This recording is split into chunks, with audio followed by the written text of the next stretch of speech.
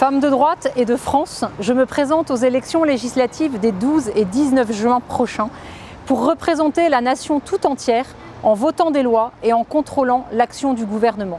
Je veux vous dire aujourd'hui quelles sont mes priorités.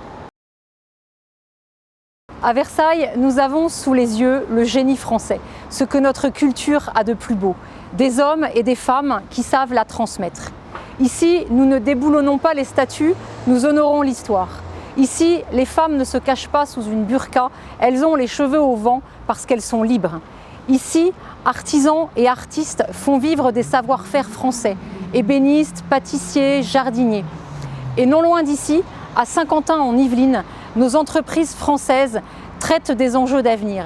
Elles innovent dans les services, dans l'industrie, dans les transports. Elles forment nos jeunes et les recrutent.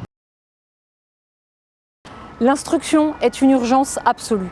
En 20 ans, le niveau de nos élèves français en mathématiques a perdu 15 places dans les classements internationaux et 8 places en français.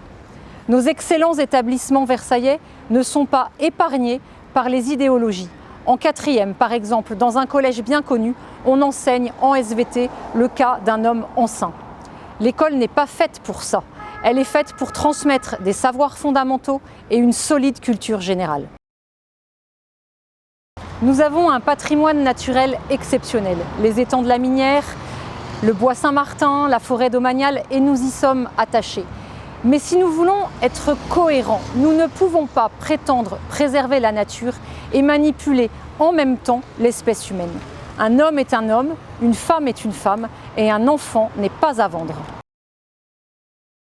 Dans une société où il faut être le plus beau et le plus fort pour être considéré, nous avons la chance d'avoir ici des associations qui prennent soin des plus fragiles, personnes âgées ou personnes handicapées, dont la vie est précieuse.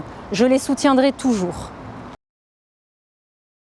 Je n'ai peur ni des mots pour décrire la réalité, ni du politiquement correct, et je l'ai prouvé, comme conseiller municipal de Guyancourt, comme conseiller départemental des Yvelines et comme présidente du mouvement conservateur engagé aux côtés d'Éric Zemmour. Voter pour moi, c'est faire le choix du courage et de la résistance, pour la démocratie et surtout pour la France.